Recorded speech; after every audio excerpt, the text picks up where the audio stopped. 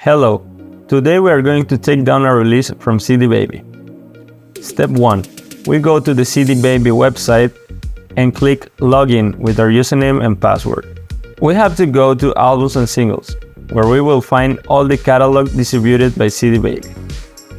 Then, we choose the release we want to take down and click the View Edit button. Then we go to the distribution section, Cancellation Options. There, we have to choose the option Cancel All Digital Distribution and click the Submit button. And then we confirm. Now, all we have to do is wait.